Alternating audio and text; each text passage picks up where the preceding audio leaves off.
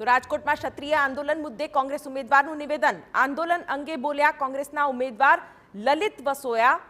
ભાજપ પોલીસનો બળ પ્રયોગ કરી આંદોલનને દબાવવાનો પ્રયાસ કરે છે તેવું નિવેદન આપ્યું છે લલિત વસોયાએ. કોઈપણ સમાજ વિશે આવી ટિપ્પણી કરવી અયોગ્ય હોવાનું કહ્યું. આ સાથે ભાજપ નેતાઓએ યોગ્ય નિરાકરણ લાવવું જોઈએ તેવો પણ લલિત વસોયાએ પોતાના નિવેદનમાં ઉલ્લેખ કર્યો છે.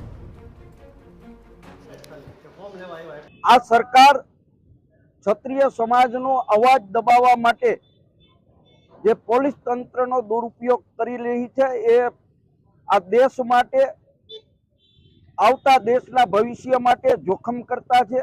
ભારતીય જનતા પાર્ટીએ યોગ્ય સમયે યોગ્ય નિર્ણય લેવો જોઈએ.